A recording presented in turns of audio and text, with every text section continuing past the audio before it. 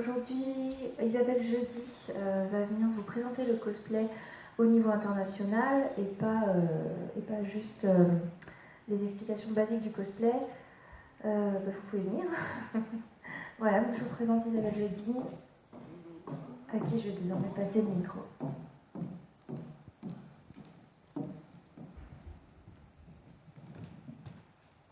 Bonjour.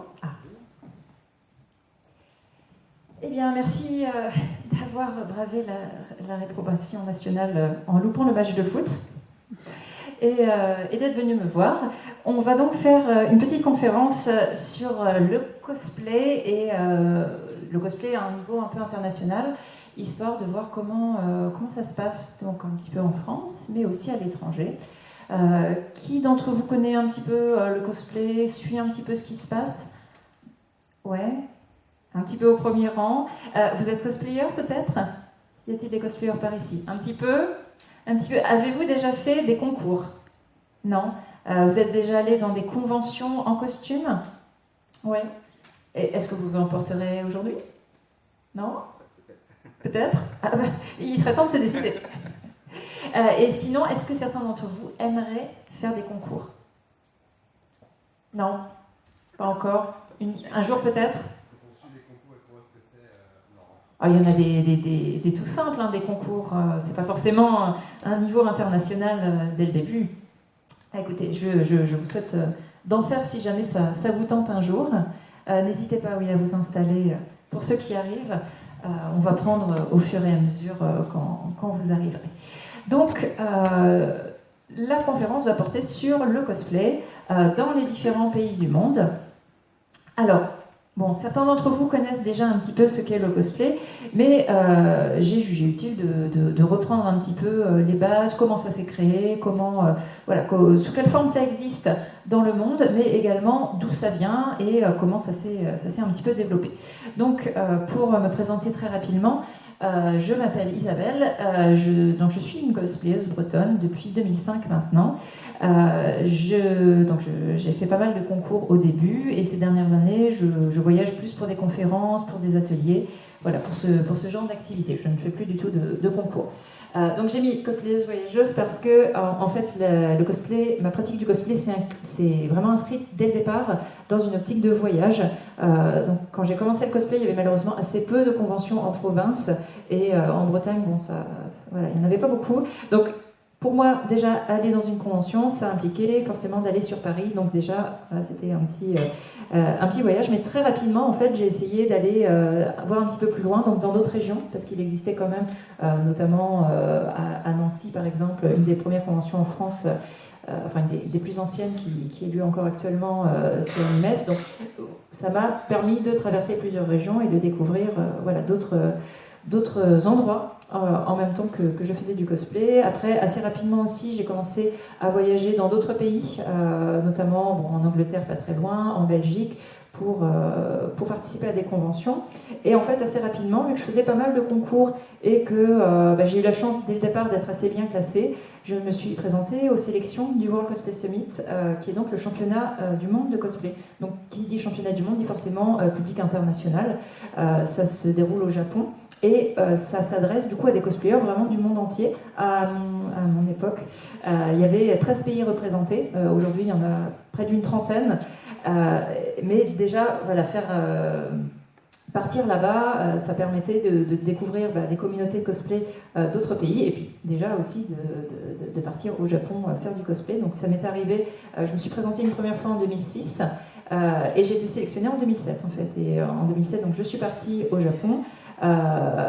Moi et mon partenaire, parce que c'est toujours des duos qui se présentent, on a été assez bien classés. En fait, on a gagné le premier prix sur place, ce qui nous a permis en fait d'avoir des contacts avec des organisateurs du monde entier et de commencer à voyager pour présenter justement nos costumes, pour présenter des prestations un petit peu partout.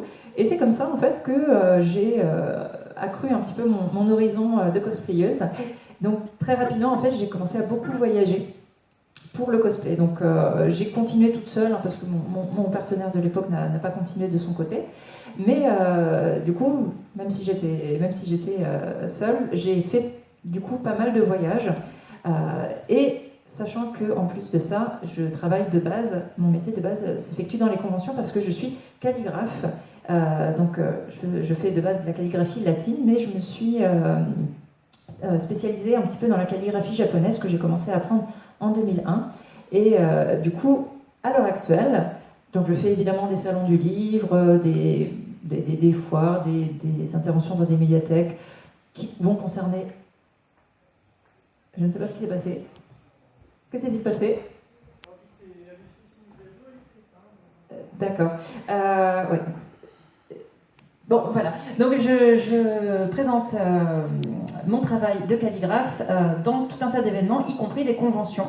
Ce qui me permet, du coup, de rattraper le côté cosplay et de continuer à voyager autour du cosplay en France également, donc à la fois à l'étranger, mais aussi en région en France. Il y a peut-être besoin de moi en régie, donc je vais vous laisser juste une petite minute. On va, voilà, comme je disais, faire un petit tour du monde du cosplay, pour commencer. Donc, on va d'abord reprendre un petit peu l'historique du cosplay, qui est donc un art qui vient d'assez loin, à la fois dans le temps et dans l'espace. Dans le temps parce que le cosplay existe depuis pratiquement 80 ans maintenant. En fait, la première vraiment apparition qu'on a retenue comme telle du cosplay, c'est 1939. Donc ça remonte déjà pas mal. Et du coup, ce sont les deux premiers cosplayers s'appellent Myrtle Jones et Forrest Ackerman, qui étaient deux fans de science-fiction qui se sont en fait déplacés dans une convention consacrée à ce genre littéraire en 1939. Donc la première vraie convention de science-fiction. Avec un costume qu'ils avaient fabriqué à partir de personnages de films. Du coup, ils avaient porté ce costume pendant toute la convention et ils avaient du coup joué un petit peu le jeu en parlant en espéranto, pour les gens qui connaissent un petit peu la langue. Je ne sais pas si certains d'entre vous connaissent. En fait, c'est une langue artificielle qui a été créé un peu plus de 100 ans, en reprenant la plupart des bases des langues latines. C'était considéré un petit peu à l'époque parmi les personnes qui le parlaient comme la langue du futur. Donc aujourd'hui, c'est une caractère très ancien, mais à l'époque, ça avait vraiment ce côté vraiment science-fiction, vraiment futuriste. Et du coup, voilà, ils étaient vraiment dans leur rôle. Donc ça se passait aux États-Unis. Donc 1939. Il y a eu une petite pause dans les conventions pendant la Seconde Guerre mondiale, ça a repris après. Et pour ce qui est du cosplay, en fait, il y a vraiment une grosse étape dans les années 1960 avec l'arrivée de ce qu'on appelle le space opera, qui est un genre de science-fiction qui se déroule dans un contexte de conquête spatiale. Donc les années 1960, c'est la série Star Trek, pour ceux qui connaissent ce classique. Et en fait, la série Star Trek, de par sa diffusion télévisuelle, a permis d'ouvrir le genre de la science-fiction à énormément de nouvelles personnes, donc déjà à un grand public, un public assez large, parce que donc ça passait donc sur la télévision. Mais il y a également eu de plus en plus de fans du coup qui se penchaient vraiment sur la question et qui voulaient prendre part à ces conventions et prendre part à toutes ces pratiques de fans qui avaient lieu. Donc on a eu énormément de cosplayers qui ont commencé avec justement cette vague de science-fiction qui est apparue dans les années 1960. J'ai quand même noté les années 70, parce que les années 70, c'est la saga Star Wars, donc qui a également touché un énorme public, qui a ramené énormément de personnes vers du coup, la science-fiction, le fantastique et les conventions qui avaient lieu à cette époque. Il faut savoir que vraiment le concept de convention tel qu'on le connaît, dans l'acception dans laquelle on utilise le mot actuellement, c'est vraiment né avec le genre de la science-fiction et du fantastique. Donc c'est pour ça que les grands jalons concernent aussi ce genre-là. Et dans les années 70, c'est donc Comic-Con, qui est sûrement un nom que vous avez déjà entendu, qui est donc la convention de base a lieu à San Diego, mais ça a fait des petits, ça a essaimé vraiment partout aux États-Unis. Puis, dans le monde, vous avez énormément de pays qui accueillent Comic-Con, la convention Comic-Con, à l'heure actuelle. Donc en France, pendant assez longtemps, ça avait lieu à Paris en même temps que l'autre grande convention qui s'appelle Japan Expo. Maintenant, ça s'est séparé. Ce sont deux dates bien distinctes. Mais vous avez énormément d'autres pays qui accueillent. Il y a par exemple Comic-Con Katmandou.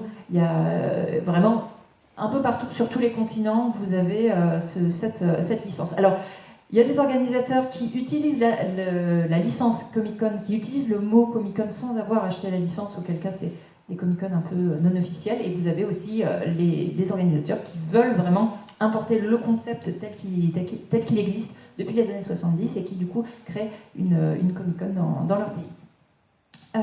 Donc, ça, mine de rien, un petit peu définit justement le cadre de ce que sont les conventions actuellement, telles qu'on peut même connaître nous en France. Maintenant, la plupart des conventions qui se créent sur le modèle du coup de cette époque de Comic-Con. Parce que Comic-Con n'est qu'une convention parmi bien d'autres. Il y en existe, là pour rester aux États-Unis, il existe tout un tas de conventions qui ont des noms variés, Comic-Con n'étant que l'une d'entre elles. Donc, dans les années 70, vous voyez qu'il se passe beaucoup de choses. C'est à peu près à cette époque-là que les Japonais, les fans japonais de science-fiction américaine, donc, ont commencé à importer toutes les pratiques de fans qui existaient aux États-Unis. Donc, là, on est sur le cosplay, mais il y a par exemple tout ce qui est le fanzina, donc la création de magazines liés au sujet de l'œuvre en question, le fan art, qui est le fait de dessiner, la fanfiction, qui est le fait d'écrire dans l'univers en question. Donc vraiment des façons de s'approprier l'œuvre par les fans. Donc dans les années 70, les Japonais ont commencé justement à importer ce concept-là. Tout comme en fait l'industrie du divertissement japonais, les auteurs japonais ont également importé le concept de science-fiction à l'américaine parce que tout simplement ça marchait et ils avaient envie de faire le même genre de choses chez eux. Les années 70, c'est une période où la science-fiction s'est vraiment étendue dans plein de pays. Parce que vous trouvez ça notamment, chez nous en Europe, ça a été notamment au travers de la bande dessinée. Au travers de la bande dessinée, de la littérature aussi. Ça permettait en fait de traiter des sujets de société, des choses assez sérieuses, que ce soit des sujets sur un petit peu la politique, sur la société, les grands problèmes qui avaient lieu, qui ont eu lieu à l'époque, pouvaient être traités sans trop d'implication, sans trop exprimer son opinion et du coup cliver un petit peu le public. Ça permettait justement d'extraire toutes ces problématiques du monde réel et du coup de les présenter dans un nouvel univers. Donc ça permettait de ne pas trop se mouiller pour donner son opinion et ça permettait aussi de toucher pas mal de gens. Et mine de rien, ce procédé littéraire qui est de déplacer un problème existant dans notre monde dans un autre monde, ça permet de le traiter sous un angle des fois plus percutant. Parce que quand on l'extrait du contexte, ça permet justement de le mettre un petit peu en relief. Et c'est des choses qu'on fait assez facilement grâce à la science-fiction. Et c'est un petit peu ça qui a porté l'élan de la science-fiction dans les années 70, et même, là je fais un petit aparté, même dans les années 80. Il y a eu énormément d'auteurs qui ont fait ça en France et en Europe. Mais pour revenir vraiment à ce qui nous intéresse, les Japonais ont importé donc, le concept de la science-fiction dans les années 70 principalement, donc, parce que du coup, c'était des univers intéressants à travailler, mais aussi parce que ça fonctionnait auprès du public et du coup c'était la possibilité du coup de créer des vraies licences japonaises avec des personnages japonais et qui justement pouvaient plaire au public, ce public qui était si friand d'œuvres américaines. Donc ça permettait en plus de créer des œuvres japonaises et puis du coup on peut revenir très très rapidement sur l'histoire. À l'époque évidemment les Japonais avaient plus envie de s'affirmer face à la présence culturelle américaine. Et du coup, c'était ce créneau-là, parmi d'autres, qui a été investi. Et du coup, les premières œuvres de science-fiction japonaises ont trouvé un écho assez fort auprès du public. Et les fans japonais d'œuvres japonaises ont du coup appliqué à peu près le même traitement que les fans américains en justement développant tout un tas de pratiques autour de réappropriation de l'œuvre, d'approfondissement. dont le cosplay. Et du coup, c'est à peu près à cette période-là qu'on a eu les premières manifestations de cosplay au Japon. Donc je dis manifestation, mais je peux vraiment employer ce mot parce que les premières apparitions du cosplay au Japon, c'est vraiment un phénomène de rue, donc des choses qui se passaient sous forme de petites performances de rue. Les fans se rassemblaient en portant des costumes issus des œuvres et du coup défilaient comme ça dans les rues. Donc c'est un peu sous cette forme-là, là où aux États-Unis c'était vraiment dans le cadre strict et restreint de la convention. Au Japon, ça a été vraiment tout à fait à côté, tout à fait en marge en fait. Même si aujourd'hui, évidemment, c'est beaucoup plus carré qu'à l'époque. Mais il y a encore ce genre de pratique au Japon, ce qu'on trouve assez peu en France en fait. Ça c'est vraiment développé au Japon. Donc dans les années 80, le Japon a produit davantage d'œuvres. Bon, le Japon n'a pas eu les moyens techniques, humains, matériels de produire des œuvres filmées avec des vrais acteurs, avec des vrais décors, ce qu'avaient à l'époque les États-Unis. Donc les premières œuvres, en fait, c'était du dessin, donc des films d'animation, des séries d'animation. Le concept marchant assez bien, ça s'est développé énormément et beaucoup de créneaux télévisuels ont été remplis par des dessins animés de ce genre-là à la télévision japonaise, qui a amené, un petit peu comme aux États-Unis quand il y a eu un élargissement du public, ce qui a amené énormément de nouveaux cosplayers, énormément de nouvelles personnes vers ce type d'œuvre et du coup vers les pratiques de fans qui en découlent. Donc justement, dans les années 80, la télévision française avait des nouveaux canaux à remplir, du coup des nouveaux espaces télévisuels à remplir, et a importé, ne pouvant pas produire suffisamment en temps et en heure pour remplir, a importé de l'étranger, notamment du Japon, parce que ça coûtait pas cher, on pouvait acheter une grande quantité de programmes en lot, en fait sous forme de lot, et ça permettait de remplir un petit peu l'espace télévisuel. Certains d'entre vous l'ont peut-être vécu, c'était la période où vraiment on avait énormément de dessins animés japonais à la télévision, où on créait vraiment des programmes tout autour de la diffusion de ces dessins animés. Bon, pour citer les plus connus, ça va être le Club Dorothée, ça va être ce genre de programme construit autour de la diffusion des dessins animés. Ce qui fait qu'on a un petit peu le même phénomène qui s'est produit en France. Eh bien, tout simplement, les gens qui aimaient, qui appréciaient particulièrement ces dessins animés. Bon, il faut savoir qu'en France, contrairement aux États-Unis et au Japon, c'était ciblé sur les enfants. Vu qu'on a importé du Japon, c'était sous forme de dessins animés, c'est tout de suite étiqueté et ciblé vers les enfants, même si c'était pas forcément toujours approprié à leur âge.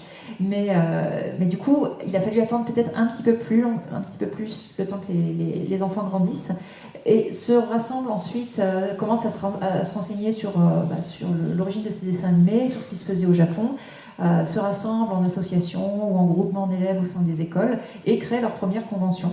Donc il y a à la fois eu un mouvement au niveau des écoles supérieures où il y avait des clubs vraiment d'animation japonaise qui ont créé un petit peu les premières conventions en France. Et il y a également les éditeurs de manga qui essayaient de créer également des petits événements. C'est comme ça que se sont formées les premières conventions en France.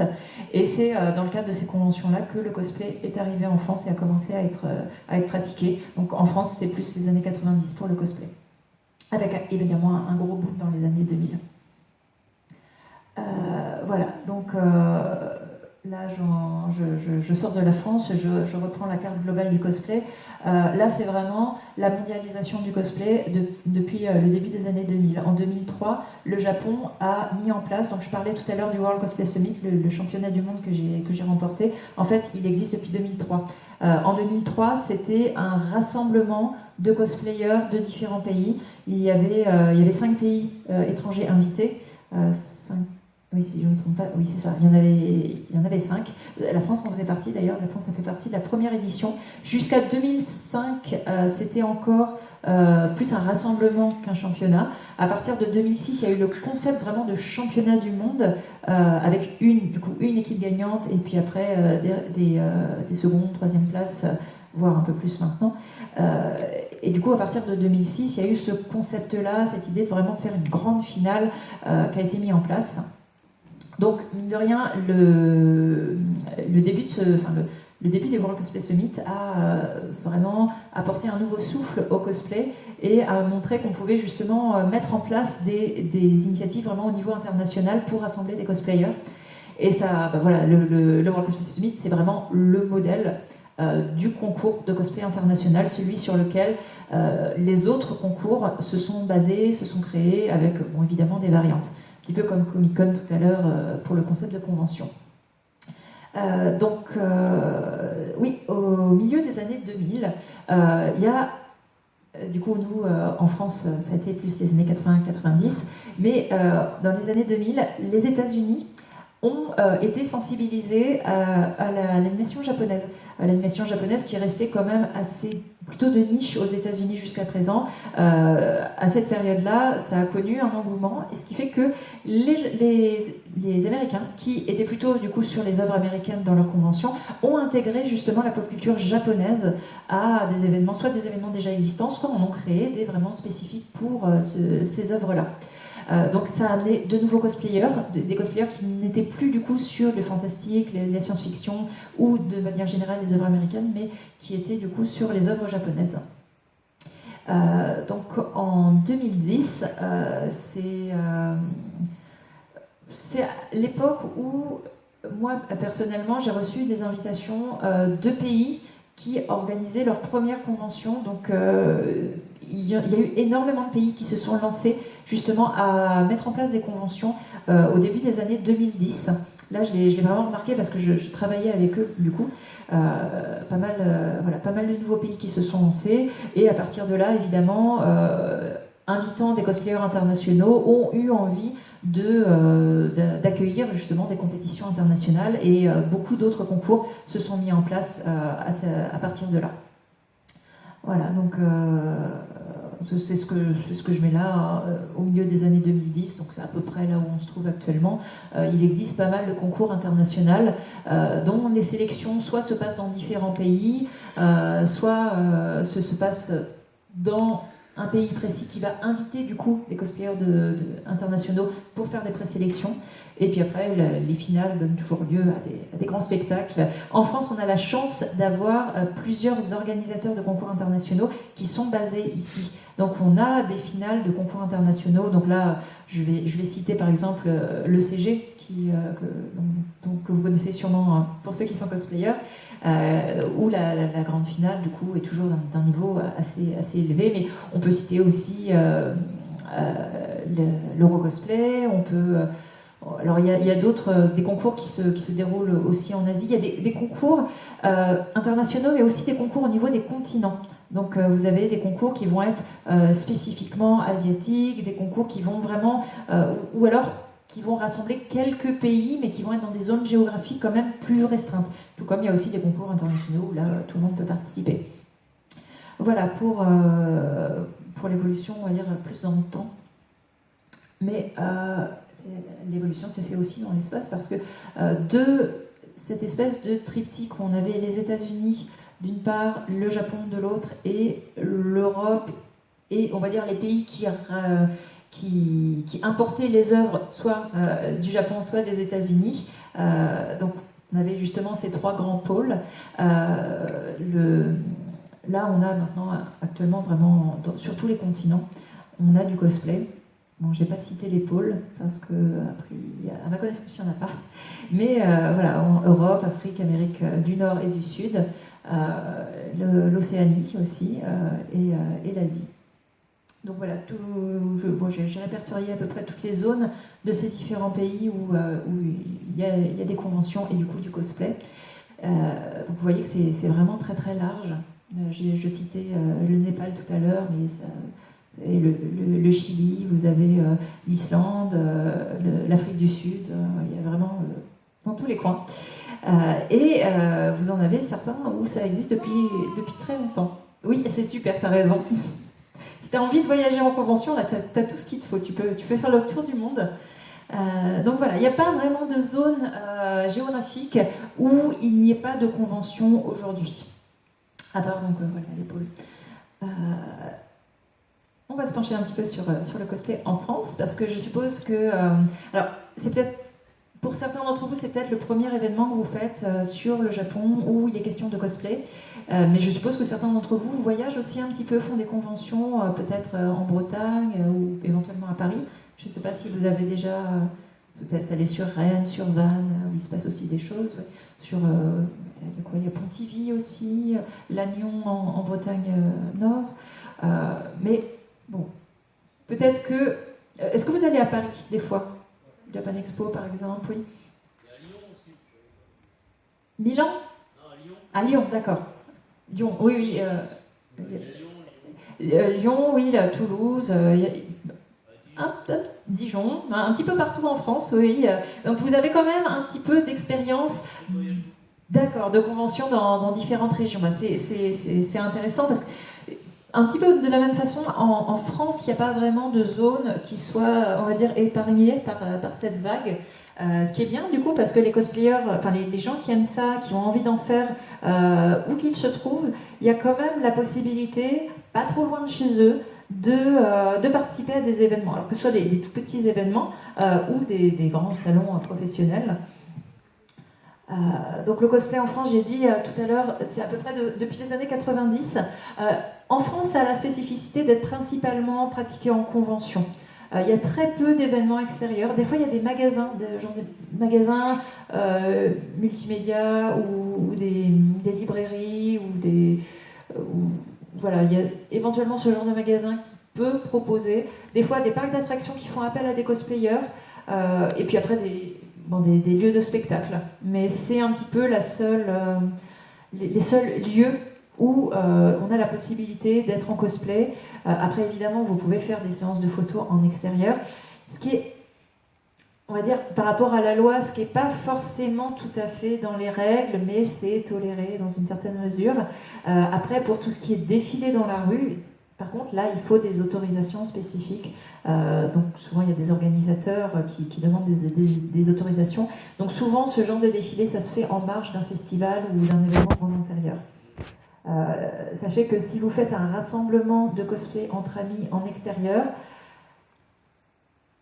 c'est pas tout à fait, pas entièrement légal. Vous pouvez avoir des questions si jamais il y a la police municipale qui passe et on peut vous demander de vous disperser justement parce que justement ça demande normalement le simple fait d'être en costume, d'être en déguisement en extérieur demande quand même une autorisation préalable, enfin, ne serait-ce qu'une déclaration.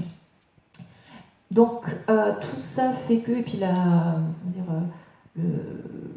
tradition, on va dire, du cosplay en France fait que ça se présente surtout en convention. En convention, donc, c'est pour ça que je demandais tout à l'heure s'il y avait des gens qui participaient au concours. En convention, quand on parle de cosplay, on parle surtout de concours. Donc le cosplay a investi la scène depuis les toutes premières conventions. Ça a été très rapide.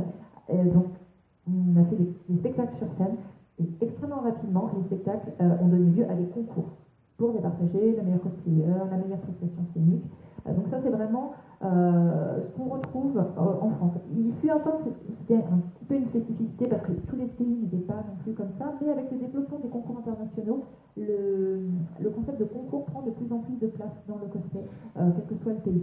Mais c'est vraiment bien implanté en France depuis quasiment le début du cosplay. Et donc, je disais, c'est vraiment étendu sur tout le territoire, dans toutes les régions. J'ai pu voyager dans toutes les régions de France grâce au cosplay. Donc, les grandes métropoles, mais aussi vraiment les petites communes. J'ai fait des petites communes où il n'y avait pas 1000 habitants. Mais souvent, justement, ce sont des initiatives au niveau communal. C'est la médiathèque, c'est l'école, ou c'est la mairie qui met en place ça pour qu'il y ait un petit peu d'animation pour les jeunes. Donc, vraiment, dans le plus petit village, on peut trouver des fois des conventions, ce qui est assez drôle, mais c'est pas mal parce que du coup, vous avez des cosplayers d'ailleurs qui se déplacent. Ça permet un échange assez intéressant et puis souvent les endroits sont jolis à découvrir. Donc c'est avantageux des deux côtés, c'est agréable des deux côtés. Voilà, en province, dans les métropoles, sur Paris évidemment. Donc ça c'est vraiment sur le territoire métropolitain, mais vous avez également en Corse des conventions. Vous avez des associations de jeux vidéo et des conventions vraiment plus axées manga, animation. Et après, en Outre-mer, notamment en Guadeloupe et en Réunion, où il y a quand même des communautés assez actives. Voilà, donc si jamais vous avez envie de découvrir, tout le monde n'est peut-être pas de Bretagne, si vous avez l'occasion de retourner dans votre région d'origine, ou si vous avez l'occasion de voyager tout simplement, vous pouvez peut-être tomber sur un événement qui peut vous intéresser. Ou même si vous avez justement envie vous avez un week-end de libre dans 2-3 semaines, vous pouvez regarder ce qui se fait en France et puis éventuellement décider de voyager, de faire d'une pierre deux coups. Donc, principalement, comment ça s'organise en France? Vous avez deux grandes pauses, qui sont la pause estivale et la pause hivernale. Ça, c'est vraiment spécifique à la France. En été, on fait rien, et en hiver, on fait rien. En gros, pendant les vacances scolaires, on ne fait pas de convention. Ce qui est assez marrant, parce que quand on va ailleurs en Europe, en général, c'est l'inverse. Ils vont profiter des vacances scolaires, universitaires, et puis même des vacances des salariés, qui sont souvent l'été, justement, pour organiser leurs événements à ce moment-là. Là, du coup, ça vise vraiment les gens qui sont en vacances, tandis qu'en France, on considère, mais ça c'est d'un point de vue culturel de manière générale, là on est dans une médiathèque, vous allez voir qu'il y a forcément beaucoup moins de gros événements organisés l'été, parce que justement on considère que quand c'est les vacances, les gens sortent moins, les gens préfèrent rester un petit peu chez eux ou en famille, là où justement, lorsqu'il y a cette possibilité de ne pas être au travail, dans d'autres pays, c'est l'inverse en fait. Voilà, le calendrier du coup est un peu inversé entre la France et les pays alentours. Et du coup, les gros temps forts de l'année se situent aux extrémités. Donc typiquement, c'est mars, avril, mai, où là il y a vraiment des fois des week-ends avec 10 conventions différentes en France, et octobre, novembre, qui sont les 2 mois principaux du deuxième semestre. Donc voilà, si vous cherchez des conventions, c'est surtout à ce moment-là. Et vous remarquez d'ailleurs que les très très gros événements dont on parlait, donc typiquement Japan Expo, se situent un petit peu en marge. Japan Expo, c'est vraiment à la toute fin de l'année scolaire et universitaire. En général, c'est le premier ou le second week-end de juillet. Donc ça permet justement à tout le monde d'être en vacances, mais de ne pas encore être parti en famille. Du coup, ils ont vraiment visé entre les deux, ce qui est un peu la date idéale pour la plus grosse convention de France.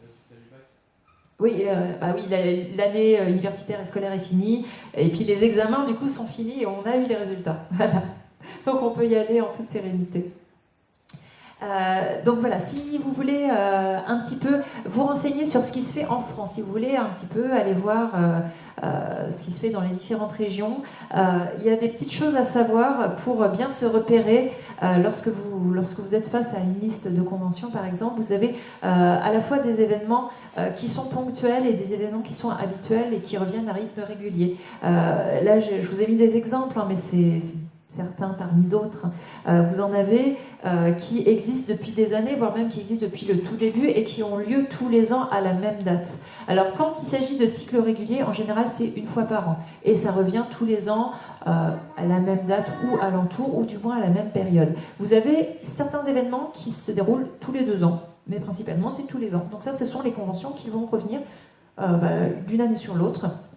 Certains qui sont implantés dans le paysage français depuis 15-20 ans, et d'autres qui sont assez récents. Là, par exemple, j'ai mis Mangame Show, ça fait 5 ans. Japanior, à peu près la même chose. Japan Tour Festival, à peu près la même chose. Japanior, c'est un peu plus ancien. Ça fait 5 ans. TGS, un petit peu plus ancien, Toulouse Game Show. Et après, vous avez Japan Expo, Mangazur, où là, on est à plus de 10 ans. J'ai dû mettre Animest, oui voilà, Animest qui est à Nancy, j'en parlais tout à l'heure. Là, Animest, ça doit faire plus de 15 ans, oui. Et vous en avez même qui ont plus de 20 ans. Et puis vous avez après des événements ponctuels. Donc là, par exemple, typiquement, on est pour les 10 ans de la médiathèque. Donc les 10 ans, ça n'arrive pas tous les ans, du coup. Et du coup, on a un événement qui a lieu aujourd'hui, mais qui n'aura lieu qu'aujourd'hui. Si ça marche très très bien, peut-être qu'ils referont l'année prochaine. Mais a priori, c'est un événement ponctuel, donc très souvent des initiatives communales pour faire de l'animation. En général, ça n'arrive qu'une seule fois. J'ai déjà fait des inaugurations de musées, des inaugurations de médiathèques, où là, c'était vraiment un événement ponctuel. Et vous avez également les salons plus généralistes ou les foires expo. Foire expo, c'est vraiment, il y a un petit peu de tout dedans, qui des fois, ont une thématique chaque année. Donc ils ont un pays invité d'honneur. Une année, ça va être le Brésil, une autre, ça va être la Scandinavie, une autre, ça va être Cuba, et puis un autre, ça va être le Japon. Et du coup, cette année-là, alors par exemple, cette année, c'est Saumur et Perpignan. Les foires expo de Saumur et de Perpignan sont sur le Japon. L'année dernière, il y avait Nantes, en Bretagne. L'année d'avant, il y avait Vannes et Rennes. Là, je reste en Bretagne du coup pour... voilà, peut-être que Brest fera ça prochainement. Il y a cette possibilité-là d'événements parfois d'une certaine ampleur, mais ponctuels. Voilà, donc je reste dans le thème. Donc là, j'ai dit vraiment en France, un petit peu partout. J'ai élargi un petit peu. Bon, là, c'est vrai qu'on est un peu à la pointe ouest, le plus loin des pays limitrophes, mais si jamais vous voyagez un petit peu plus, les pays alentours, les pays francophones de la francophonie européenne, la Suisse, le Luxembourg, la Belgique, Monaco, là, vous avez des conventions qui se déroulent aussi dans ces pays. Donc là, vous avez l'avantage de ne pas avoir besoin de passer à une autre langue. Un petit peu plus bas, au Maghreb, vous avez également des conventions. Là, j'ai mis quelques exemples de noms. Et vous avez aussi des pays à forte communauté francophone, tels que Cuba ou le Canada, qui organisent également des conventions et qui ont plus généralement des communautés de cosplayers. Donc il y a vraiment de quoi faire lorsqu'on est français ou francophone et cosplayer. Donc, je vais parler un petit peu plus concrètement. Si jamais vous avez justement envie de participer à des événements cosplay, de faire vous-même, proposer un cosplay en concours, ou simplement de voir des cosplayers et des jolis cosplays en concours. Voilà les différentes façons de vous renseigner sur ce qui se fait. Je surveille un petit peu là. Donc, vous avez... alors, j'ai mis Wikipédia en premier parce que vous avez une page Wikipédia cosplay et une page convention. Alors, ça paraît un peu bête, mais ils ont une assez grande liste, bon, malheureusement qui n'est pas du tout à jour, mais ils ont une liste assez importante de conventions où vous pouvez justement vous renseigner sur celles qui sont notées. Notamment, il y a pas mal de pays différents évoqués. Bon, comme je dis, c'est pas à jour, donc vérifiez que ça existe toujours. Mais déjà, ça peut vous donner une petite base de recherche. Ensuite, vous avez les pages Facebook. Là, je parle de manière assez générale. Donc, j'ai cité Facebook, mais les autres réseaux sociaux, ça fonctionne aussi, sachant que les cosplayers ont vraiment investi les réseaux sociaux depuis les années 2010. Depuis, je dirais, 2014-2015, c'est vraiment là qu'il y a eu énormément de cosplayers, où là même pour un premier cosplay, on crée sa page Facebook et du coup on communique sur ce qu'on va faire et sur les événements où on va. Donc vous pouvez vous abonner ou consulter les pages ou les comptes des cosplayers, évidemment, qui vont parler des différents événements où ils vont. Donc là déjà ça va vous donner des indications. Vous pouvez évidemment consulter aussi les comptes des conventions en elles-mêmes, pour avoir des informations, celles des associations, celles des exposants. Et du coup, en vous créant ce petit réseau-là, ça va vous faire voir et ça va vous noter assez régulièrement des nouvelles conventions. Par exemple, telle personne, tel exposant va dire je serai à telle date, à tel événement qui se déroule dans telle ville. Donc, petit à petit, ça vous permet de vous faire une petite liste sur ce qui se passe en France. Vous avez après, sur certains sites, des rubriques dédiées. Donc là, j'ai cité plusieurs sites, notamment Cosplay Forum France, c'est un très très vieux forum de cosplay qui existe encore et qui est encore actif, même si bon, moins maintenant parce que c'est moins un type de site que l'on consulte fréquemment. Mais c'était vraiment pendant assez longtemps le lieu de rendez-vous des cosplayers en France. Et du coup, énormément de conventions encore aujourd'hui vont donner leur date et vont communiquer des conseils, des possibilités d'échanger avec d'autres cosplayers. Vous avez également la possibilité de vous renseigner sur ce qui se fait en France conventions et d'événements. Et également, comme je disais tout à l'heure, des fois vous avez des magasins, vous avez des librairies qui organisent soit des concours, soit des défilés, et qui du coup n'ont pas une couverture aussi forte que les salons. Mais du coup, eux vont communiquer sur ce type de site, et là, ça va vous permettre justement de savoir ce qui se passe. Et des fois, ils postent même presque des petites annonces pour dire nous recherchons des cosplayers. Voilà, il y a peut-être des choses, des opportunités de porter son costume qui se déroulent dans votre vie. Donc, les clients et Animex, alors les clients c'est pour la France. Vous avez une rubrique avec un agenda vraiment de convention en France qui est assez complet. Ce n'est pas exhaustif, je ne vais pas vraiment le citer ici, mais il est assez complet. Et ça vous permet d'avoir une bonne visibilité mois par mois pour voir ce qui se fait. Et j'ai cité Animex. Alors Animex, c'est pas pour la France, c'est pour les pays germanophones. Mais quand je dis pays germanophones, c'est vraiment juste à côté. Ça peut être l'Allemagne, évidemment, mais vous avez aussi la Suisse alémanique, vous avez l'Autriche. Je ne sais pas si vous savez si c'est répertorié dessus. Peut-être c'est répertorié sur le site, voilà.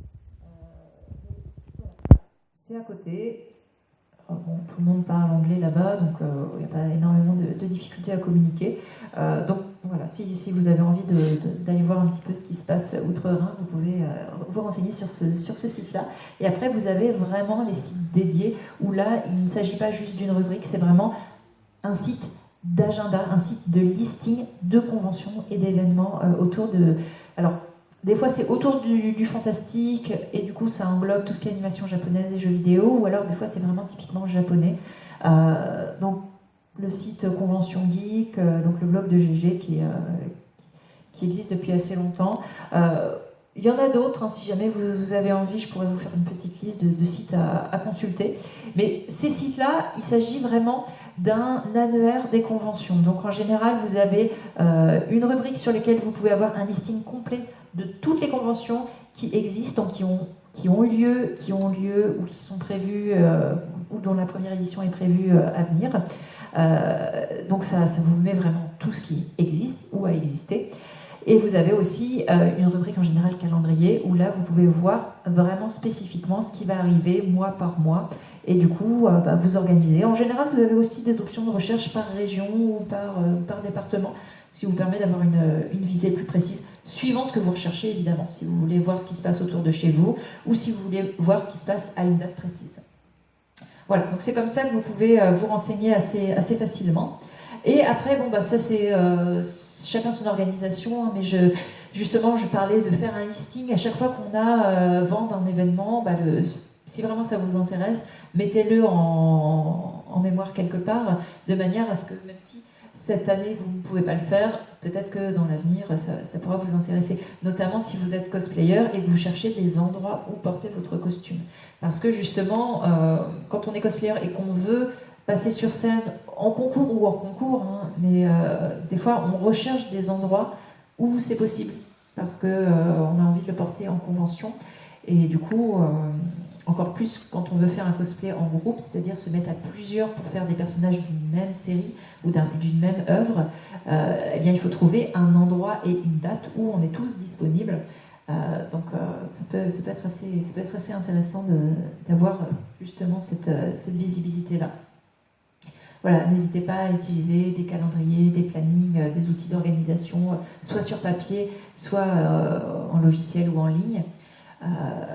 Et voilà, c'est ce que je disais tout à l'heure, faire de la veille sur les réseaux sociaux, de manière à être vraiment tenu au courant de ce qui se passe dans la communauté cosplay, et du coup, plus généralement, dans les conventions. Et voilà, ce que vous pouvez également faire, c'est vous renseigner auprès des associations, notamment si vous cherchez vraiment autour de chez vous. Là, à l'entrée, vous avez l'association Japan Spirit Event, qui est basée sur Rennes, mais qui se déplace dans toute la Bretagne. Donc, ils font des événements, ils chapeautent des événements dans toute la Bretagne. Alors, pas partout, hein. Vous avez d'autres associations en Bretagne. Vous avez notamment à Pontivy Japanco, qui a sa propre organisation cosplay. Donc, Pontivy, oui. Je sais pas, ça fait longtemps que je n'y suis pas allée. Vous avez, bon voilà, Pontivy, c'est pas forcément très très loin, mais après, bon, pour Japan Spirit Event, ils organisent sur Lannion, ils organisent sur Rennes, sur Quimper. Ils organisent un événement tous les ans sur Quimper, au Centre culturel des abeilles. Donc là, voilà, ça peut être un endroit pas très très éloigné où vous pouvez vous rendre. Mais sinon, bon, principalement, ça va être sur Rennes, sur Vannes. En janvier prochain, il y aura un gros événement sur Vannes, donc ce sera eux qui y seront a priori. Donc voilà, si vous avez envie d'aller les voir pour vous renseigner sur ce qui se fait en cosplay, sur ce qu'ils proposent, parce qu'ils proposent aussi des ateliers, enfin ils proposent tout un tas de choses. Donc ça peut être une bonne idée de se renseigner auprès des associations locales. Ben voilà. Et comment faire concrètement pour s'inscrire. Donc là, c'est vraiment sur le pôle concours du cosplay. Donc, principalement, consultez le site de l'événement. En général, vous avez énormément d'informations données. En général, vous avez une rubrique dédiée au concours de cosplay sur lesquelles vous retrouvez, en général, le règlement, le formulaire d'inscription. Si c'est l'organisateur de la convention lui-même qui organise le concours de cosplay, là, c'est vraiment par ce biais-là. C'est le seul canal où vous allez pouvoir vous inscrire. Par contre, vous avez pas mal d'organisateurs d'événements qui délèguent, justement, je parlais d'associations, qui délèguent à des associations organisatrices. Donc, auquel cas, vous aurez sur le site de l'événement le lien vers tous les contacts de l'association qui va prendre le relais. Donc, voilà, n'hésitez surtout pas à contacter les organisateurs du concours, qui sont organisateurs de la convention ou partenaires associatifs, pour leur demander tout ce qu'il faut faire, voilà, parce qu'il y a tout un tas d'étapes à suivre pour être inscrit de manière régulière. Et il y a aussi savoir ce qui est autorisé, ce qui ne l'est pas, alors que ce soit au niveau sécurité ou au niveau orientation générale du concours. Vous avez des concours qui autorisent, par exemple, les personnages issus d'œuvres d'autres pays que le Japon, d'autres qui sont spécifiquement sur le Japon. Il y a tout un tas de petits critères comme ça. En général, c'est bête d'arriver sur place le jour même en ayant vraiment fait son costume, en ayant passé du temps, en ayant rushé, en ayant mis énormément de soi dans son costume et de se rendre compte qu'en fait, ou dans sa prestation, et de se rendre compte qu'en fait, c'est pas aux normes voulues pour le concours. Et du coup, si vous avez de la chance, vous pouvez passer sur scène, mais vous serez de toute façon disqualifié, donc vous passerez hors concours. Donc c'est un petit peu dommage. Donc autant se renseigner le plus en amont possible. Monter et envoyer son dossier parce que de plus en plus il y a besoin vraiment de pas mal d'éléments différents. Donc évidemment une feuille d'inscription avec des informations générales sur vous et sur votre costume. Très souvent on va vous demander une bande son, un média d'accompagnement, donc que ce soit une vidéo à passer en fond ou une bande son pour accompagner votre prestation sur scène. Pour les mineurs il faut l'autorisation parentale. Et après, pour les concours un petit peu plus importants, ça devient un dossier plus étoffé. Il faut que vous envoyiez des photos de votre costume en cours de réalisation pour montrer que c'est bien vous qui l'avez fait. Vous ne l'avez pas acheté, vous ne l'avez pas fait réaliser par quelqu'un d'autre. Des fois, il faut vraiment des indications scéniques précises, notamment lorsqu'il s'agit de concours à portée internationale ou vraiment de concours avec des enjeux très forts derrière, avec des cash prize, donc des prix en argent ou alors des prix avec des objets très de valeur vraiment, ou des voyages, ou vraiment des prix importants. Là, on va être un petit peu plus regardant justement sur le dossier. Donc toutes les pièces du dossier, il faut bien même si ça vous embête, il faut bien les mettre dans le dossier, sinon pareil, vous pouvez être disqualifié. Et puis en plus, bien remplir le dossier comme il faut, c'est la meilleure façon de ne pas vous tromper et de ne pas faire un truc qui en fait n'était pas accepté dans le concours. Voilà. Certaines conventions, mais c'est rare, et en général c'est des petits événements, mais c'est de plus en plus rare quand même, certaines conventions acceptent l'inscription sur place. Mais quand vous arrivez sur place, en général, si vous avez une bande son, vous l'amenez avec vous, on n'a pas le temps de la tester, on ne sait pas si ça fonctionne bien, et en général, l'ordre de passage est susceptible de changer, donc ça met un petit peu le bazar. C'est pour ça que la plupart des organisateurs ne veulent pas d'inscription sur place. Donc ça peut être autorisé, ça peut être possible, ou alors si c'est une association qui gère vraiment bien son concours et que ça change pas grand-chose, voilà, mais en général c'est pas possible. Et là, par contre, à quasiment toutes les conventions, il y a des cosplayers qui arrivent un peu les mains dans les poches, qui pensent qu'il suffit juste d'aller voir l'organisateur du concours, donc en général il y a un petit stand spécifique pour le cosplay, et de dire voilà, j'aimerais bien participer. Et en fait il y a toujours beaucoup de déçus, donc de gens qui ont travaillé sur leur costume, voire qui ont préparé une prestation et une bande son, et qui se rendent compte qu'en fait, c'est pas possible de s'inscrire sur place. Donc voilà, sachez, si jamais vous avez envie un jour de vous inscrire, sachez qu'en général, ça se fait en amont du concours, en amont de la prestation. Voilà. Les étapes d'un concours. Donc il y a confirmation et rendez-vous à un lieu précis. Donc en général, vous arrivez le matin, vous venez confirmer votre présence. Donc je disais tout à l'heure, après un faux cosplay, un stand spécifique de l'organisateur cosplay. En général, il faut venir avant une certaine heure confirmer sa présence, parce que sinon ils vont changer les listes de passage. En général, quand c'est un concours à 15h, il n'y a pas de souci, maximum à 11h. Il faut préciser que vous êtes bien là. Donc il y a forcément assez régulièrement des cosplayers qui n'ont pas réussi à finir à temps ou qui n'ont pas réussi à venir pour une orientation familiale, professionnelle, et n'ont pas pu venir parce que du coup, le fait de faire vraiment un check avant, ça permet de savoir qui est là, qui n'est pas là. Et malheureusement, si vous êtes juste en retard, vous pouvez être qualifié. Donc, confirmation, après on vous donne rendez-vous à une heure précise, à un point précis. Là, j'ai mis préjugé, mais pas toujours. Alors, le préjugé, c'est quoi? Dans un concours de costume, en général, on juge le costume et la prestation. Ce sont les deux grands pôles. Après, il y a évidemment des critères et bien plus précis. Il y a vraiment un barème avec des points extrêmement précis, mais ça se trouve toujours sous ces grands pôles, costume, prestation. Donc la prestation se juge en regardant ce qui se passe sur scène, évidemment. Mais le costume, c'est pas toujours possible de bien voir lorsqu'on est quand on est dans le jury. Je fais pas mal partie de jury de concours et on ne voit pas très bien le costume quand le cosplayer passe sur scène. Mais vous avez des concours où c'est pas grave, l'important c'est l'aspect que ça a quand ça passe sur scène. C'est vrai que c'est pas bête, hein, c'est vraiment ce qui est important. Mais pour les concours où, comme je disais, il y a des enjeux importants derrière, on va vraiment prendre à cœur de distinguer les costumes les uns des autres, vraiment dans les finitions, dans le choix des matériaux, dans la qualité de la couture. Et là, du coup, ça nécessite d'avoir une vision vraiment, déjà, de la personne immobile, en pleine lumière et de près. Et ça, c'est là que se trouve le pré-judging. Donc on fait quasiment toujours avant le passage sur scène. On va prendre les cosplayers un par un et on va regarder avec attention leur costume. Donc en général, c'est dans les coulisses, ou c'est dans les vestiaires, ou c'est dans une salle spéciale désignée à cet effet. Et ça va permettre, donc on prend les cosplayers vraiment à part, parce que les autres n'entendent pas, c'est mieux qu'ils soient discrets. Et du coup, le cosplayer aussi va pouvoir nous montrer des choses, nous montrer des petits éléments dont il est particulièrement fier. Et parfois, ça fait des heures et des heures de travail sur un petit détail, juste par volonté de faire bien les choses, mais qui du coup sera absolument pas visible sur scène ou même quand on passe vite fait rapidement devant.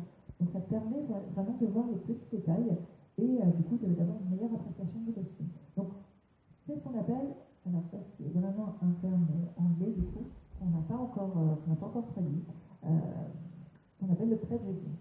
Donc c'est le juge de costume avant le passage sur scène. Donc après, il s'agit de patienter en coulisses parce qu'il y a forcément un ordre de passage. Donc quand il y a 5 cosplayers qui passent, ça va. Quand il y en a 30, c'est plus dur. J'ai fait des concours de cosplay où il y avait 150 participants. Il y avait du coup plusieurs vacances. Alors ça dure autant pour le cosplayer que pour le jury, je peux vous assurer.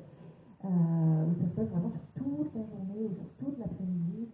Voilà, donc ça c'est dur, ce qui fait que les organisateurs de cosplay, au fur et à mesure des années, ça fait 20 ans à peu près qu'il y a du cosplay en France, au fur et à mesure des années, des passages aux urgences, des évanouissements, des cosplayers blessés dans les coulisses parce qu'ils n'ont plus plus d'attendre, du coup ils ont voulu s'asseoir, ils ont pris un morceau de leur costume dans le bras, et ça les a blessés, ou alors ils sont tombés dans les pommes tout simplement. Grâce à toute cette expérience, maintenant, c'est pour ça que justement c'est pas mal quand c'est vraiment une association qui est spécialisée là-dedans, parce qu'au moins elle sait un peu comment gérer ça. Du coup, on met des chaises, on met à boire, à manger, on met des éventails quand il y a besoin, quand il fait vraiment chaud. Il y a vraiment... Voilà, on met des sièges et des tabourets parce qu'on ne peut pas forcément, quand on a une grande robe par exemple, quand on a une armure, on ne peut pas forcément s'asseoir sur une chaise avec un dossier. Parfois, on peut juste se mettre sur un tabouret. Pareil pour la nourriture. À force d'avoir des costumes tachés, les associations ont fini par établir une sorte de règlement, mais c'est plus tacite qu'autre chose. On ne met rien qui tache, donc on met en général des madeleines, parce que c'est mou, ça ne nécessite pas de faire des miettes. On met en général des madeleines et des petites compotes avec un embout pour boire au goulot. Voilà, c'est en général ce que vous allez retrouver dans les coulisses des concours. Donc ça peut paraître anecdotique comme ça, mais je peux du coup vous donner une anecdote qui va vous expliquer, vous faire visualiser la chose. J'ai eu, c'était en 2014 je crois, à juger un concours international où les organisateurs ont eu la bonne idée de mettre un banquet de sushi à disposition des cosplayers. Donc c'était très bonne idée dans l'absolu, hein, avant le passage sur scène. Sauf que les enjeux étaient énormes, vraiment, pour ce concours. Donc les cosplayers étaient très stressés, et du coup, avaient du mal à manger. Il y a une cosplayeuse qui a voulu manger, qui a pris un sushi, qui l'a trempé dans la sauce soja. Et disons que l'intégralité de la sauce n'est pas arrivée jusqu'à sa bouche. Il y a eu une petite étape sur le costume, donc c'était une belle robe très claire. Voilà. Donc, quand on fait cette erreur-là une fois, on ne la refait pas deux. Et surtout que c'était un tissu très très coûteux, c'était vraiment le très très beau costume. Et il y a eu une grosse tache. Donc forcément, les cosplayers en voyant ça n'ont absolument plus touché. Et du coup, on a eu des centaines d'euros de sushis perdus parce que personne n'a mangé. Et puis 2 heures plus tard, à la fin du cosplay, ça reste du poisson cru. Donc voilà, il y a des choses où on veut bien faire des fois pour que ça se passe bien dans les coulisses, mais c'est pas une bonne idée. Donc à force, vraiment, il y a des process bien rodés pour les coulisses des concours de cosplay.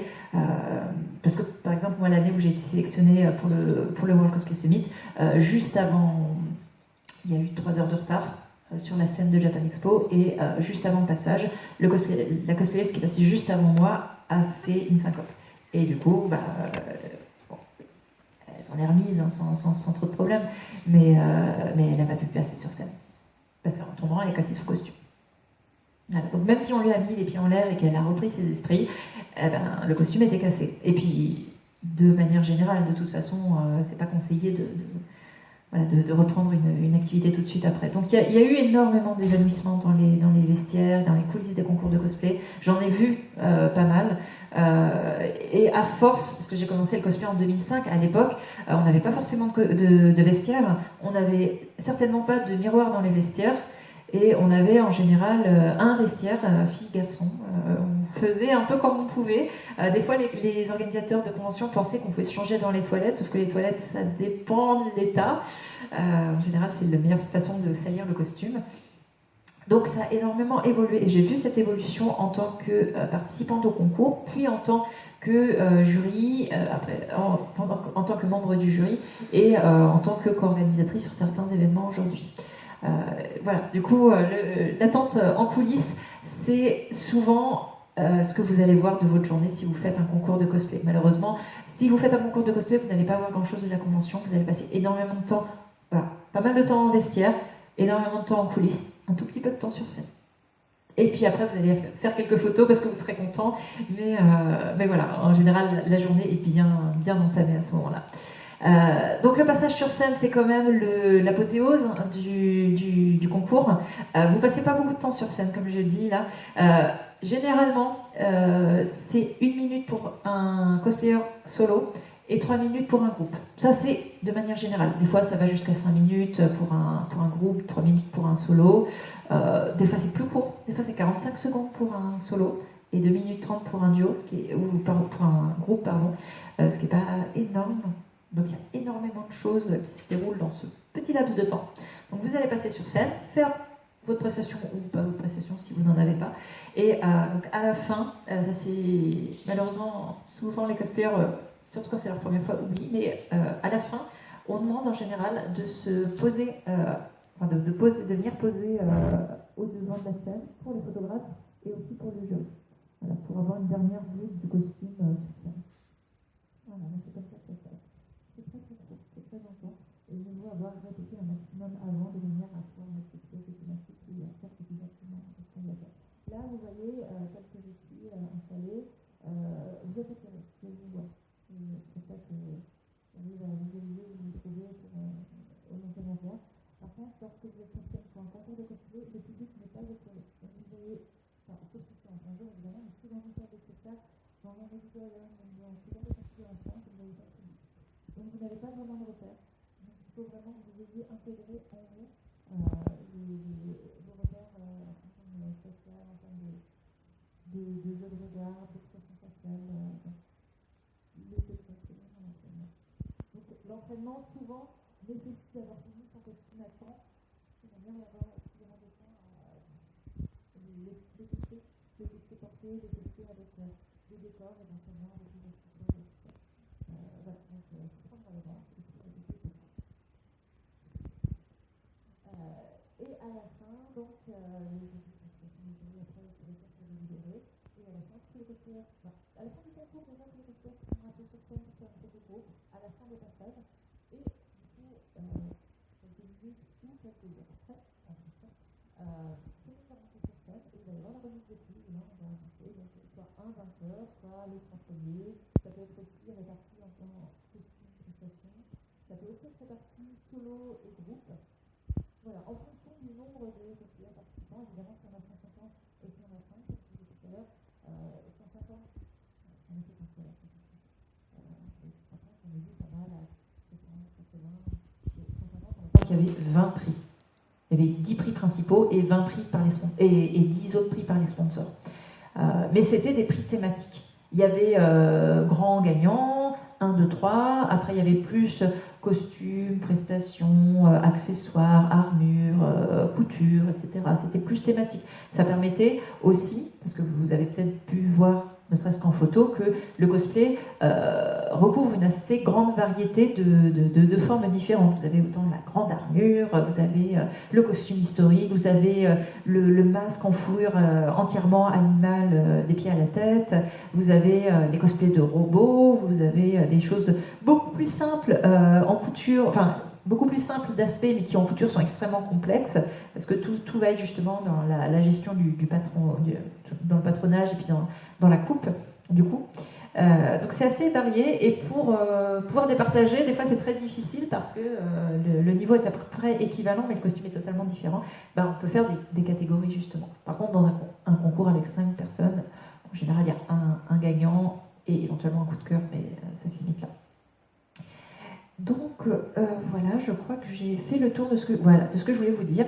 Je vous montre rapidement quelques images de costumes que j'ai fait. Donc ça, c'était mon tout premier costume, ça date de 2005. C'était l'époque où justement j'allais dans les conventions à Paris. Ça, c'est le deuxième, le troisième. Donc ça, jusqu'à présent, c'était des costumes de musiciens japonais de ce qu'on appelle le visual kei, donc un genre musical, c'est basé sur le rock, mais où le costume, justement, le costume de scène est très important. Donc, vu qu'à l'époque, j'ai découvert le cosplay lors de mes premières conventions, j'étais en tant que calligraphe, parce qu'à la base, je suis calligraphe. Et du coup, j'ai découvert le cosplay comme ça, et je connaissais pas beaucoup de mangas, je connaissais pas beaucoup de personnages de fiction. Donc, plutôt que de chercher à transcrire un personnage en 2D, juste dessiné en réalité, j'ai pris modèle sur des costumes déjà existants sur des photos de groupes japonais. Donc tout ça, c'est des costumes qui existent déjà quelque part dans le monde, mais en version originale du coup. Et après, à partir de là, j'ai été intégrée dans des groupes, donc j'ai fait des choses un peu plus fantaisistes. Là, c'était un jeu vidéo. Là, on passe en 2007. C'est le fameux costume que je portais au championnat du monde du coup de Nagoya. Voilà, ça c'est sur scène. Ça justement, c'était dans c'est en 2009, c'était une séance de photos dans un château en Belgique. Voilà, ça c'est la même chose. Là, ça c'est un costume de Barbie Fairytopia, qui est basé sur la poupée Barbie Fairytopia. Donc on peut vraiment faire du cosplay de tout, à partir du moment que c'est un personnage de fiction, à partir du moment où c'est un costume, il y a une image qui préexiste, on peut le faire en cosplay. Donc en général c'est des personnages de fiction, mais certaines personnes font des personnages historiques. Par exemple, quand il y a un portrait d'un personnage historique. Vous avez certains cosplayers qui se spécialisent là-dedans, mais c'est peu courant.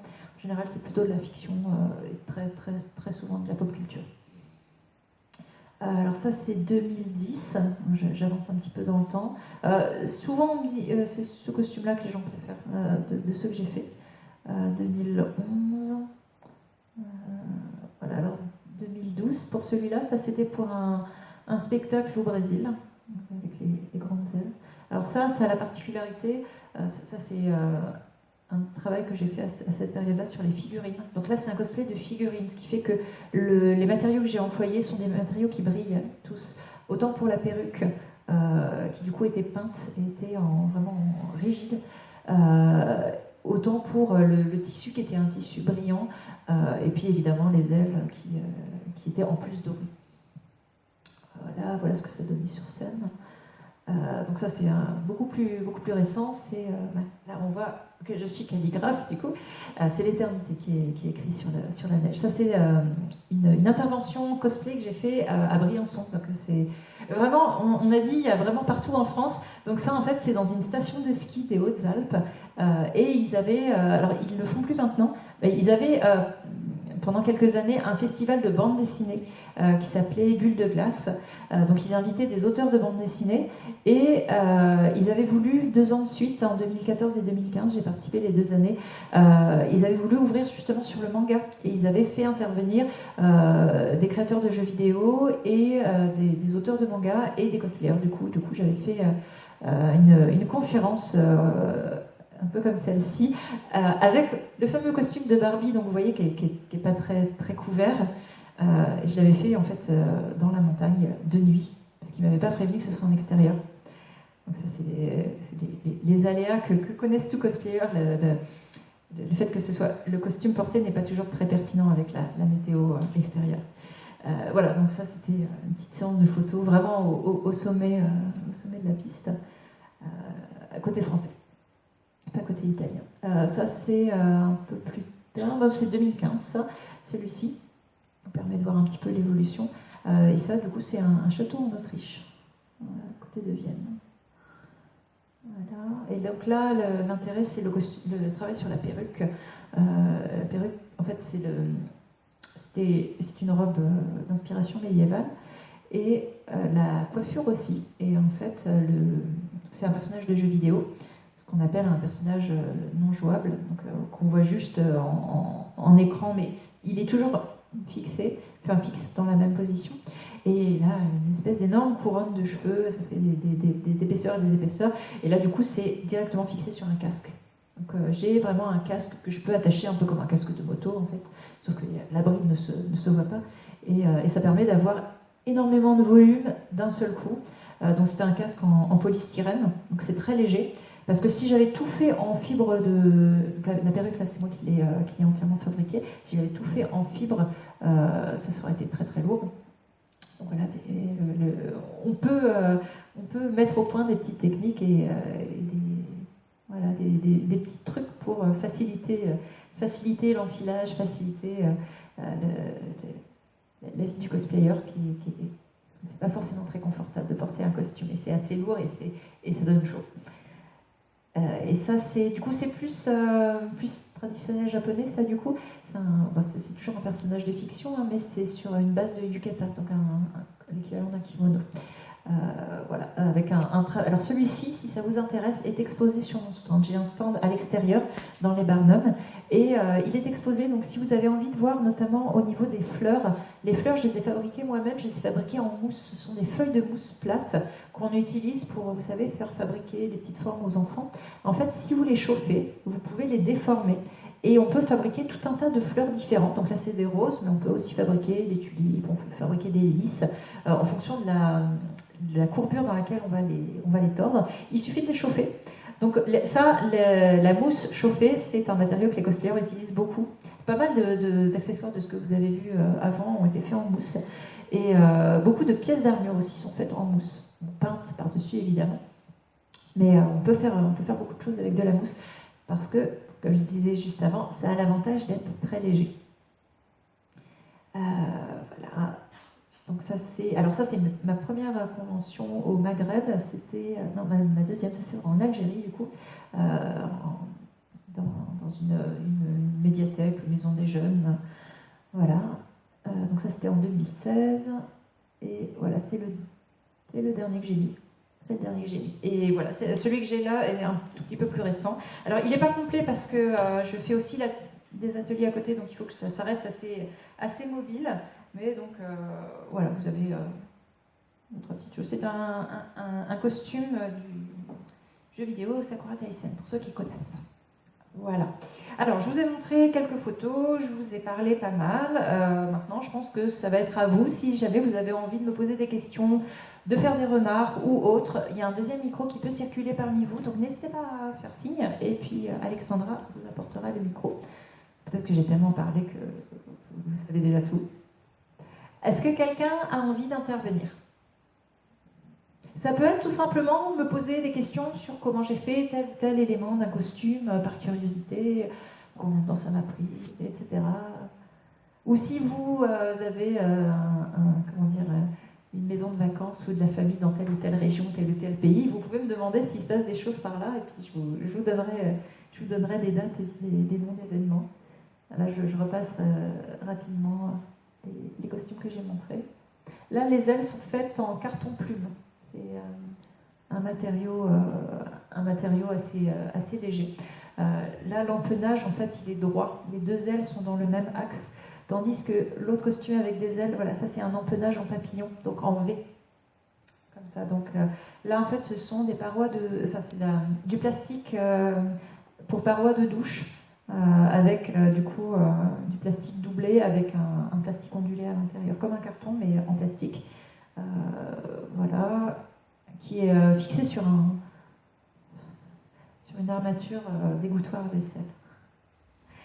Voilà, donc c'est marrant aussi de détourner des objets comme ça de leur utilité.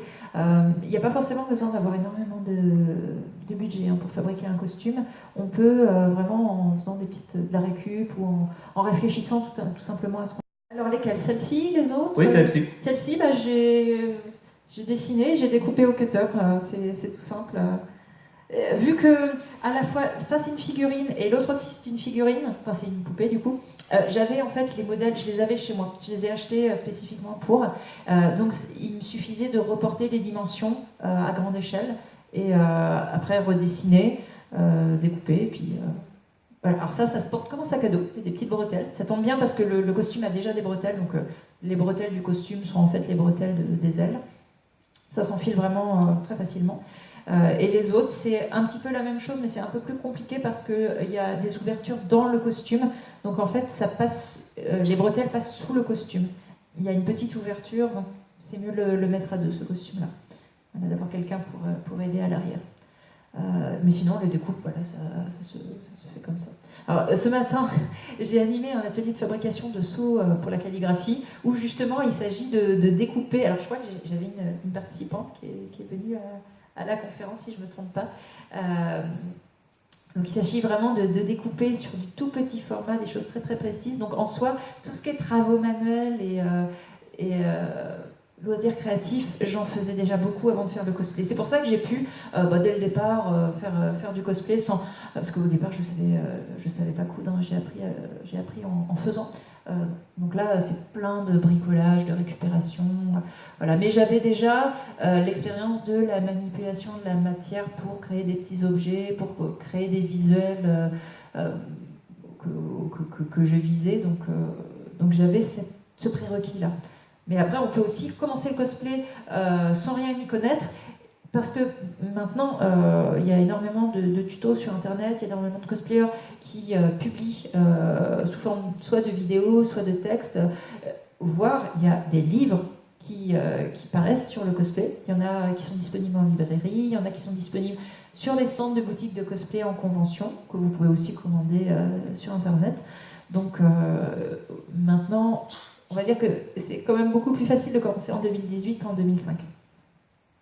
Voilà, pour la question de la découpe. Je ne sais pas s'il y a une autre question technique, du coup. Non, c'est tout. Ouais, d'accord. Merci. Je t'en prie. À côté, oui. Alors, du coup, je voulais savoir, vous faites que de la couture ou vous faites aussi du craft? Alors, le craft, oui, je suis obligée. Après, ça dépend si par craft vous entendez armure.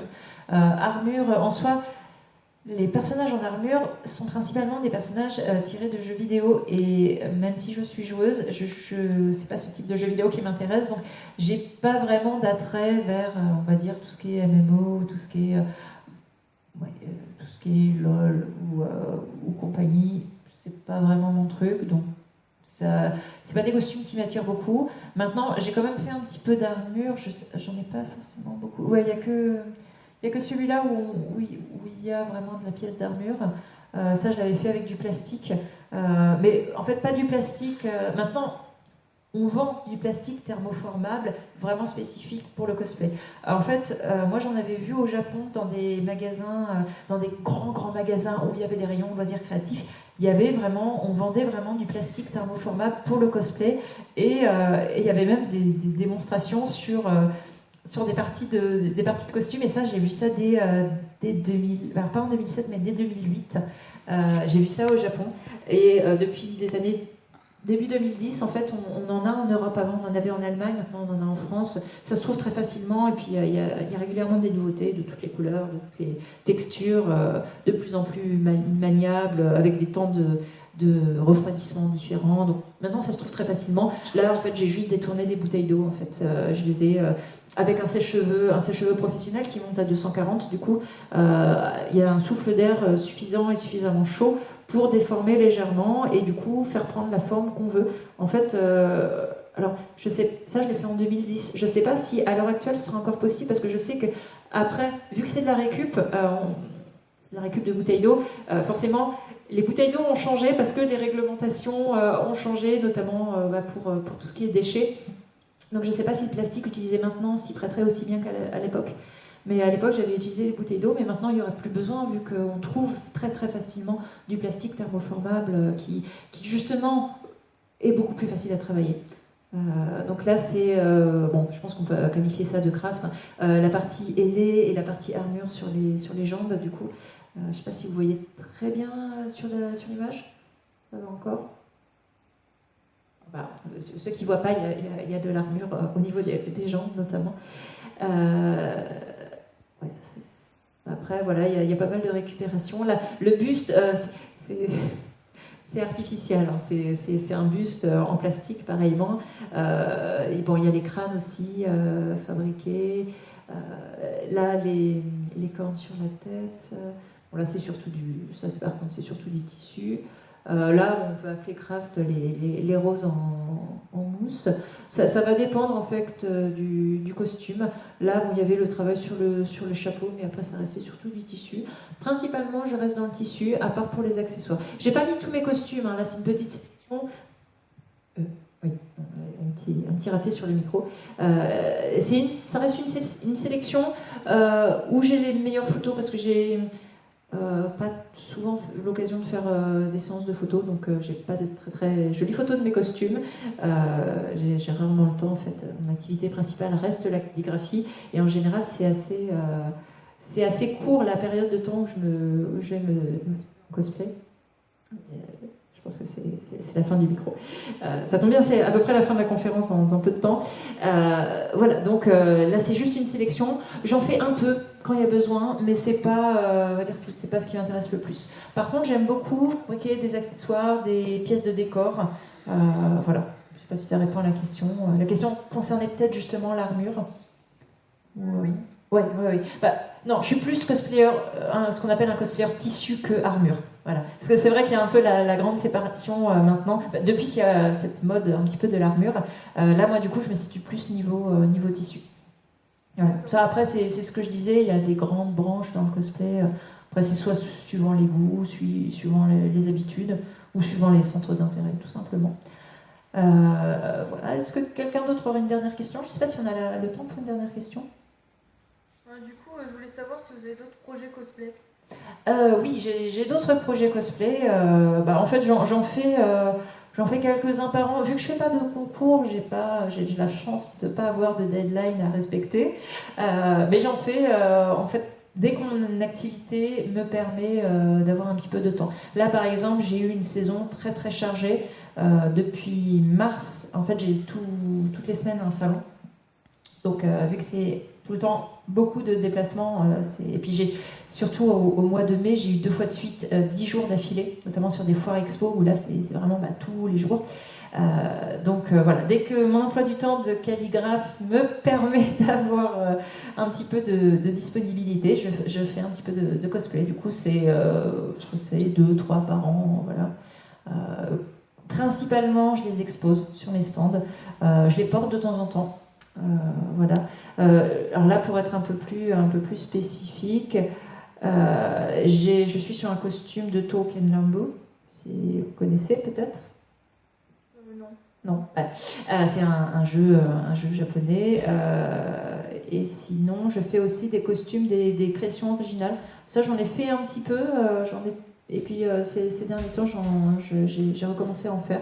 Alors, ce qu'on appelle création originale, c'est lorsqu'on dessine un costume et qu'on le fabrique par rapport à son dessin. Vous avez certaines conventions, de certains concours, c'est autorisé. Donc c'est ce qu'on appelle la création personnelle. C'est une catégorie de cosplay où là, on part d'un personnage de fiction ou d'une image préétablie. Là, il est toujours question de reproduire ce qu'on a sous forme d'image avant, mais on le fabrique soi-même, enfin on le crée soi-même. Voilà. Vous avez même certains concours qui acceptent la création personnelle. Voilà. Donc là, pour l'instant, c'est mes deux projets. Voilà. Enfin, qui sont plus que des projets. Il y en a un auquel il manque encore la fin d'un accessoire et l'autre qui est en cours de réalisation. Voilà. Mais sinon, oui, j'ai toujours des petits projets qui se font. Est-ce qu'il y a une autre question ? Ça va être bon. Ça va être bon, ouais, je pense, parce que là, du coup, il est 35, donc là, je pense que du coup, je vais vous dire au revoir. Du coup, merci beaucoup. N'hésitez pas à passer voir le stand d'Isabelle. Voilà, le stand est à l'extérieur, Juste par contre. avant, Justement, là où il y a un costume d'exposé, c'est chez moi. Et puis, vous allez voir la calligraphie. Alors, tout à l'heure, il y a un atelier de calligraphie japonaise. Il y a beaucoup d'inscrits. Mais si jamais il y a des places qui se libèrent, vous pouvez peut-être encore en avoir. Par contre, ça tombe en même temps que le défilé de cosplay. Voilà, donc si jamais vous voulez repasser, me poser des questions, me demander peut-être pour des endroits ou des conventions que vous avez envie de faire, n'hésitez pas. Ou même des petites questions techniques. Voilà. Merci Je vous beaucoup. laisse entre de bonnes mains, normalement, entre les mains de Japan Spirit Event qui va montrer le... C'est à 17h. Voilà, le concours de cosplay de tout à l'heure. Moi, mon atelier est à partir de 16h, il me semble. Oui, de toute façon, Voilà, il de est 16. complet, il est bien complet. Il est bien complet, tout le monde est là. Ouais, tout le monde est là. Bon, voilà. Si vous voulez passer sur le stand, voir de la calligraphie sans participer, n'hésitez pas. Et puis du coup, bon spectacle pour ceux qui vont regarder le concours. Et je pense que peut-être certains d'entre vous viennent à l'atelier. Non ? Non, je vais retrouver mes élèves à l'extérieur. Alors, merci de votre attention. Et j'espère que vous avez appris des petites choses quand même. Voilà, bonne fin d'après-midi.